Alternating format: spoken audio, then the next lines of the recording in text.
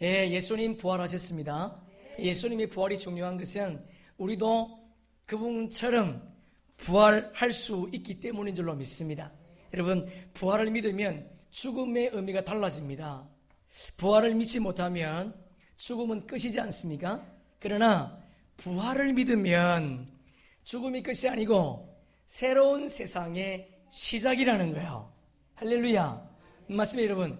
여러분, 부활을 믿으면 죽음이 끝이 아닙니다. 새로운 세상의 시작이라는 거예요. 이 땅에서 눈을 감으면 하나님 나라에서 눈을 뜨게 될 줄로 믿습니다.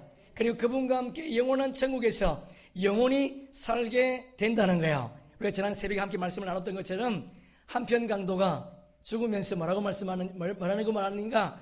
예수님, 주의 나라에 임하실 때에 저를 기억해 주십시오. 그때 주님께서 뭐라고 말씀하시죠? 오늘 네가 나와 함께 낙원의 파라다이스 천국에 있을 것이다. 아멘. 여러분, 우리는 눈을 감으면 하나님의 나라에서 눈을 뜨게 됩니다. 그리고 영원한 부활체 되신 그분과 함께 영원히 살게 된다는 거예요. 우리 한번 옆 사람과 인사합시다. 예수님 부활하셨습니다. 예수님. 다시 한번 앞뒤 사람과 인사합시다. 당신도 부활할 겁니다. 예, 맞습니다, 여러분. 우리는 부활할 거예요. 기대합시다. 오늘 읽지 않았지만 1절 보세요. 1절에 보시면 그날 아침에 예수님의 시신을 장사 지냈던 무덤 문이 열려 있었습니다. 7절 보세요. 예수님의 시신을 쌌던 세마포가 가지런히 개켜 있다는 거예요. 예수님은요, 여유가 있으셨습니다. 분주하지 않으셨습니다. 그리고 2절로 5절에 보면 부활을 처음 목도한 막달라 마리아가 제 아들에게 달려가지 않습니까? 예수님 부활했다는 거예요. 그래서 그 소식을 들었던 베드로와 요한이 예수님을 장사 지냈던 무덤에 왔습니다. 와보니까 시신이 없어요. 그분이 무덤이 비어 있었다는 거예요. 여러분, 이 땅에 많은 종교인들, 창시자들은 영생을 소개하지만 그들에게는 영생이 없습니다. 그들의 시신은 지금도 무덤에 묻혀 있습니다. 그러나 예수님의 무덤은 비어 있다는 거예요. 여러분, 오늘 본문 이후의 사건을 성경이 기록하고 있지 않지만 고린도전서 15장의 사도 바울이 그 이전의 소식을, 그 이전의 사건을 우리에게 보여줍니다. 우리 스크린 잠깐 볼까요? 15장 5절에 보니까 예수님, 부활하신 예수님이 게바에게 보이셨습니다. 그리고 12사도에게 보이셨습니다. 그리고 6절에 보니까 500여 형제에게 일시에 보이셨다. 할렐루야. 500여 형제에게 일시에 보이셨다는 거예요. 7절에 보니까 야고보에게 보이셨다. 이 야고보는 예수님의 동생 야고보입니다. 야고보에게 보이셨고, 그리고 모든 사도에게 보였다. 그렇게 되어 있습니다. 모든 사도는 12사도가 아니고요, 70명의 제자를 의미합니다. 번역이 좀 잘못되었어요. 여하튼 70명의 제자들에게 보이셨습니다. 그리고요, 만삭되지 못한, 자기를 비유하는 거죠. 만삭되지 못한 자기에게 부활하신 주님이 나타나셨다는 거예요. 6절에 보니까 자신의 부활의 소식을 본 사람들이 이 성경을 쓰고 있는데 아직도 대부분의 사람들이 살아있다. 그렇게 성경은 소개하고 있습니다. 여러분, 예수님은, 부활하신 예수님은 한 사람에게 나타난 것이 아니고 여러 사람에게 나타나셨습니다. 부활하신 예수님은 한 장소에 나타난 것이 아니고 여러 장소에 나타나셨습니다. 부활하신 예수님은 한 번 나타나신 것이 아니고 여러 번 나타나셨습니다. 심지어 부활하신 예수님은 하루만 계신 것이 아니라 이 땅에서 40일 동안 계셨다는 거예요. 40일 동안 계시면서 한 장소가 아니라 여러 장소에, 한 사람이 아니라 여러 사람에게 자신의 부활의 소식을 알렸다는 겁니다. 그리고 이 서신을 쓰고 있는 사도 바울이 살아있을 때에 예수의 부활을 경험한 사람이 살아있다. 대부분. 중요한 것은 예수님이 한상 가운데 부활하신 것이, 보여준 것이 아니고, 나타나신 것이 아니고 실제로 몸을 입고 육신의 몸을 입고 그분이 이 땅에 그들에게 보여주었다는 거예요. 그래서 옥스퍼드 대학의 역사학자였던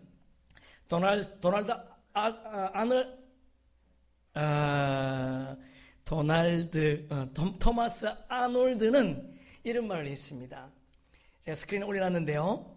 나는 인류 역사에 있어 충분한 모든 종류의 증거에 의해 증명된 역사적 사실 가운데 하나님께서 우리에게 주신 그리스도께서 죽으셨다가 부활하셨다는 위대한 표적보다 더 큰 역사적 사실을 하나도 없다는 것을 알게 되었다.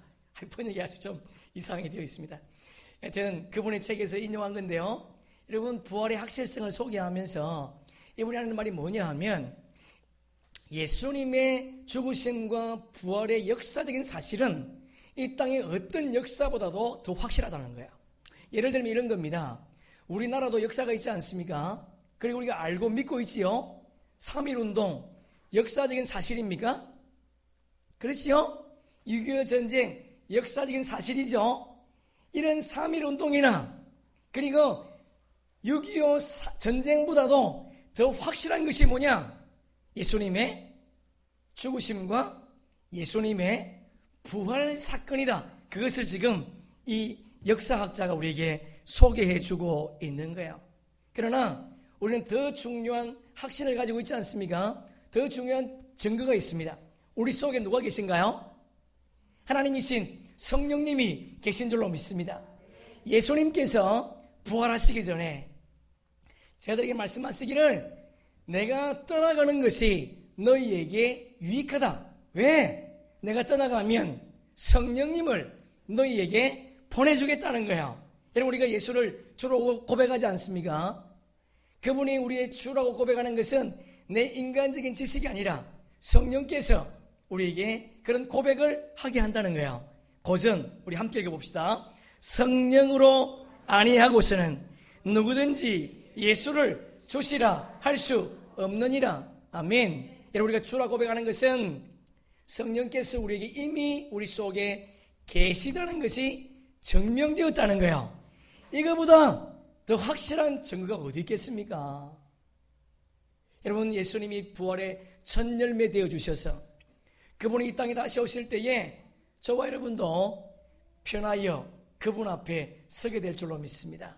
고전에 보니까 이런 말씀이 있습니다. 보라, 내가 너희에게 비밀을 말하노니. 비밀입니다. 비밀. 우리가 다 잠잘 것이 아니요 마지막 나팔에, 마지막 순간에 주님 오시면 나팔 불 거거든요. 그때 나팔 소리가 들려야 돼요. 나팔에 소련이 다 변화되리니 나팔 소리가 나매 죽은 자들이 썩지 아니할 것으로 다시 살아나고 우리도 변화되리라. 아멘. 여러분, 그분이 오시면 죽은 자들이 부활체로, 그리고 살아있는 우리도 변화되어 그분 앞에 서게 된다는 거예요. 중요한 것은 예수님의 부활, 그리고 우리의 부활은 죽음 이후에 일어날 사건이에요.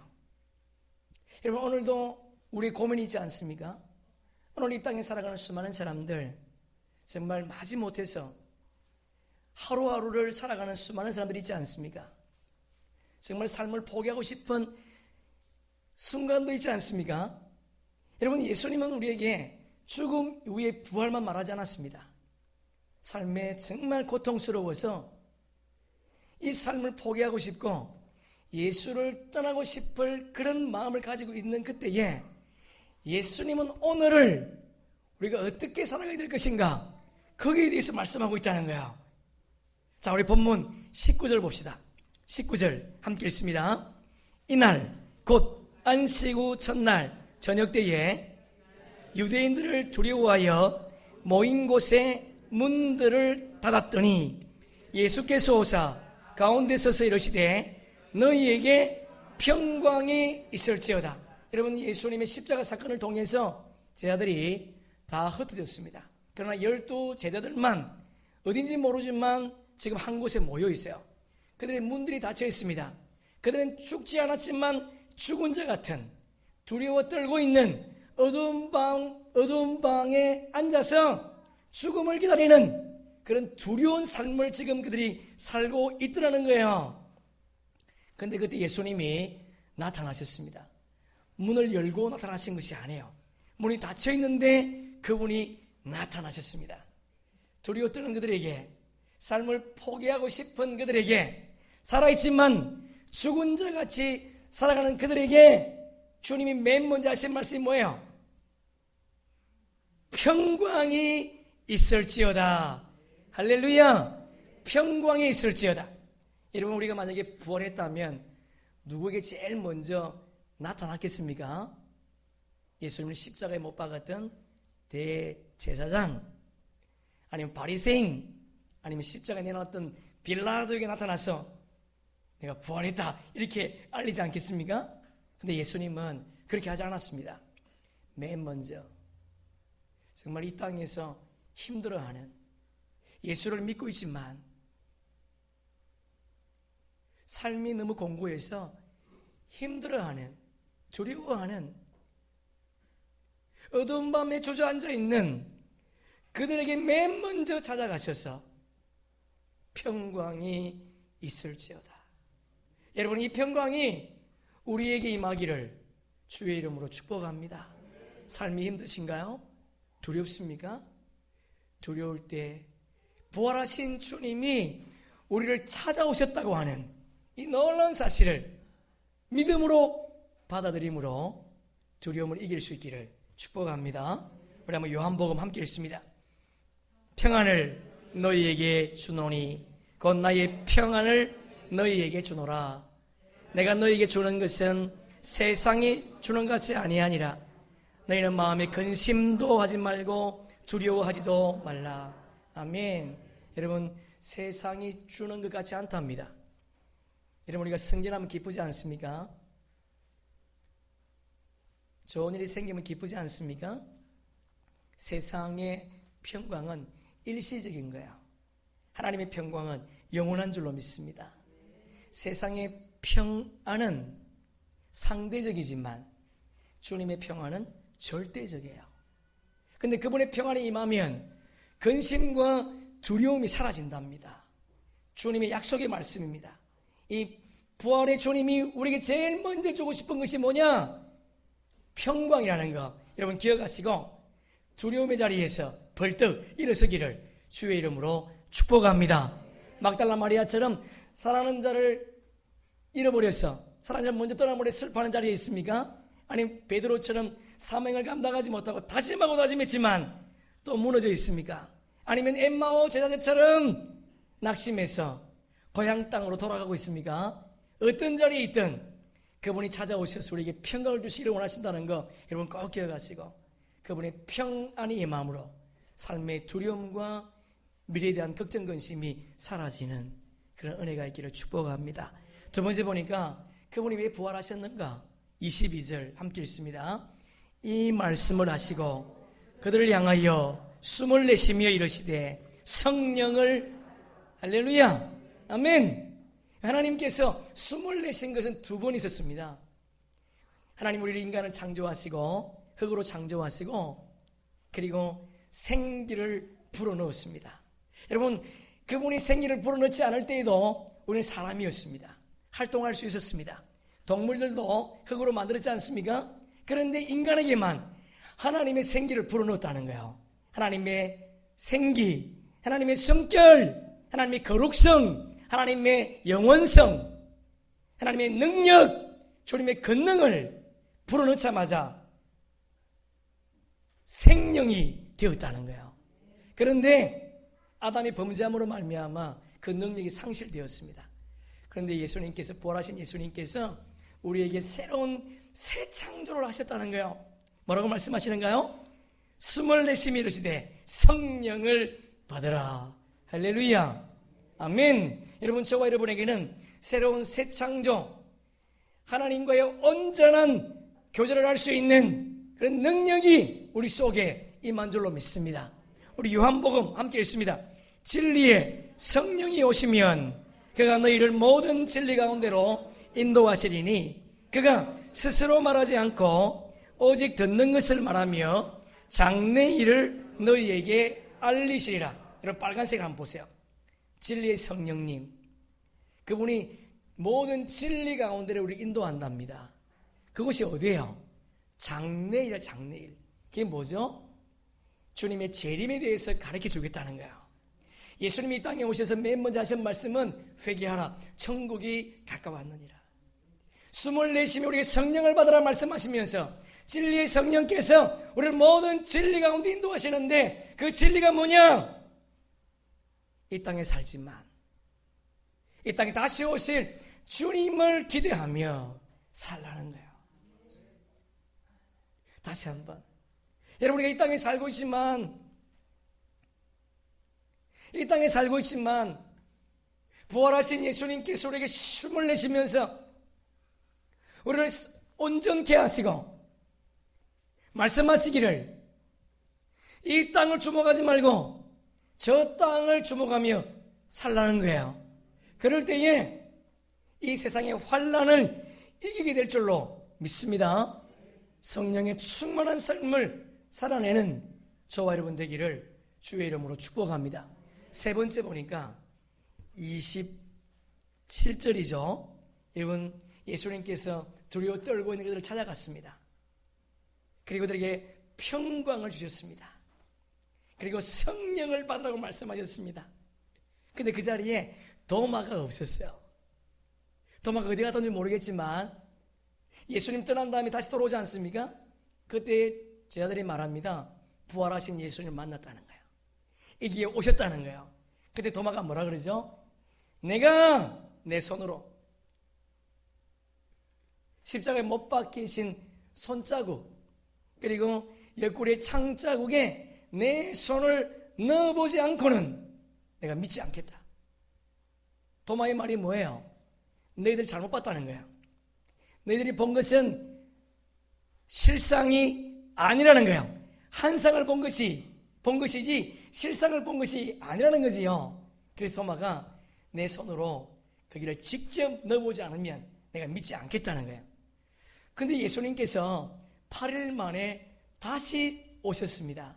그리고 도마에게 네 손을 내밀어서 내 손자국 그리고 창자국에 너의 손을 넣어보고 믿음이 없는 자가 되지 말고 믿는 자가 되라는 거예요.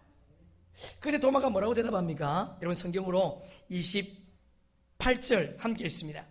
도마가 대답하여 이르되 나의 주님이시요 나의 하나님이십니다. 할렐루야. 여러분, 도마는 직접 예수님의 손자국, 창자국에 손을 넣어보지 않았습니다. 그분을 보는 순간 그분이 예수님이요 그분이 하나님임을 알았다는 거예요. 그때 예수님께서 도마에게 너는 본고로 믿느냐? 보지 못하고 믿는 자가 복되다. 할렐루야. 여러분, 우리는 복된 존재인 줄로 믿습니다. 시편 1편에 보니까 이미 우리는 복 있는 사람이라 그렇게 소개하고 있습니다. 저와 여러분이 복 있는 존재가 되었습니다. 그리고 주님께서 우리에게 주시고자 하셨던 것이 뭐냐? 믿음. 주님은 오늘도 보이지 않는 이 땅에 예수가, 보이지 않는 이 땅에 성령님이, 보이지 않는 하나님이 우리의 삶을 통치하고 다스린다고 하는 그 믿음을 갖기를 원했다는 거예요. 우리 요한일서 함께 읽어보겠습니다. 무릇 하나님께로부터 난 자마다 세상을 이기느니라. 세상을 이기는 승리는 이것이니 우리의 믿음이니라. 아멘. 여러분, 부활하신 주님께서 우리에게 평강을 주셨습니다. 부활하신 주님께서 성령을 주셨습니다. 부활하신 주님께서 우리에게 믿음을 주셨습니다. 이것으로 끝나지 않습니다. 여러분, 이것을 준 이유가 있어요. 이것을 준 목적이 있습니다. 여러분, 성경으로 21절 한번 펴보세요. 끝부분인데요. 아버지께서, 그거부터 한번 읽어봅시다. 아버지께서 나를 보내신 것 같이 나도 너희를, 줄 한번 쳐보세요. 아버지께서 나를 보낸 것 같이, 하나님이신 예수님을 이 땅에 보낸 것 같이 부활하신 예수님께서 우리에게 왜 평강을 주시고 왜 성령을 주시고 왜 믿음을 주셨는가? 세상을 이길 수 있는 믿음을 주셨는가? 우리에게 주신 사명을 감당하라고. 우리에게 주신 사명을 감당하라고 그분께서 부활하셔서 평강과 성령과 믿음을 주었다는 거야. 여러분, 우리가 자주는 부르지 않지만 불 속에라도 들어가서 라는 복음성가가 있죠. 그 가사를 작사한 분은요, 서울 경기고등학교를 졸업하고요, 서울대 공대 수석으로 졸업한 사람입니다. 최수동이라고 하는 사람입니다. 중동붐이 일어날 때에 이 사람이 사우디아라비아 건설 현장에 극동건설 직원으로 갔습니다. 근데 그가 엄청난 돈을 버는 거야. 매일 날마다 술과 향락으로 세상이 즐거움이 전부인 줄 알고 그렇게 살았다는 거야. 자기 차인 벤츠 420을 타고 질주하다가 앞에 오는 차와 정면 충돌했답니다. 의식이 8일 만에 깨어났는데 일어나 보니까 서울대병원 17층에 있다는 거예요. 근데 일어나 보니까 다리 2개가 없는 거예요. 다리 2개 잘려 있습니다. 그래서 죽으리라고 하는 절망 속에서, 그리고 삶의 의미를 잃어버리고 잘 나가는 인생이 하루아침에 불구가 되어가지고 중증장애인이 되어서 삶을 포기하려고 했는데 17층 문을 쫙 여니까 그 앞에 경동교회 십자가가 보인 거야.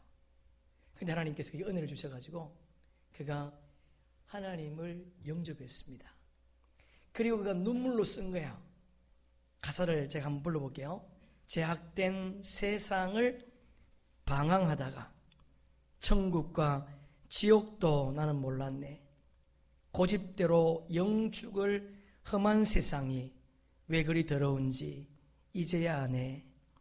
불 속에라도 들어가서 세상에 널리 전하리 주의 사랑을. 여러분, 우리도 예수를 만나기 전까지 세상이 전부인 것처럼 살았지 않습니까? 예수를 만나고 나니까 세상이 전부가 아닌 것을 알았습니다. 예수를 만나고 나니까 이 땅이 전부가 아닌 것을 알았어요. 여러분, 최수동 씨도 예수를 믿기 전까지 세상의 기쁨이 전부인 줄 알았습니다.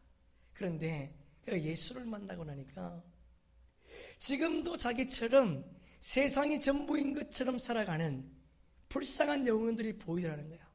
그래서 내가 불 속에라도 들어가서 내가 그 영혼을 건져내리라. 여러분, 우리에게 이런 소망이 주어져 있습니다. 불 속에라도 들어가서 죽어가는 영혼들을 건져낼 수 있는, 부활의 주님을 만난 자가 할 수 있는 이 은혜가 저와 여러분 가운데 있기를 주님의 이름으로 축복합니다. 말씀을 정리하겠습니다.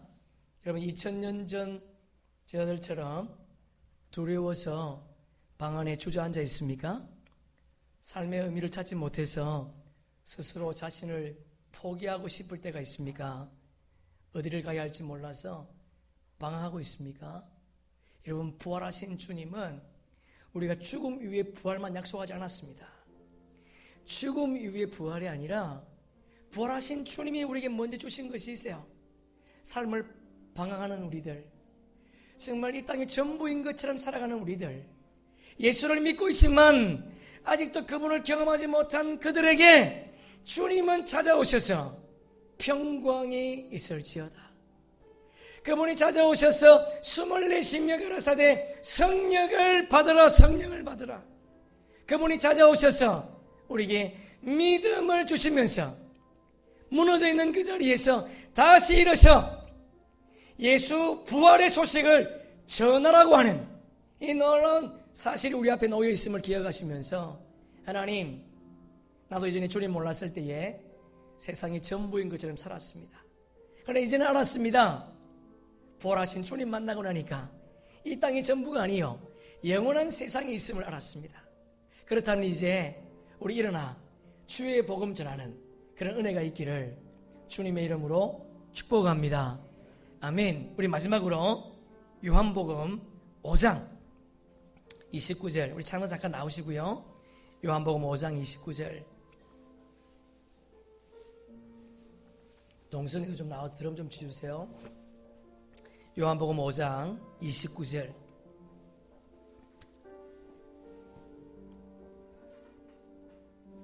우리 함께 보겠습니다. 요한복음 5장 29절 함께 읽습니다.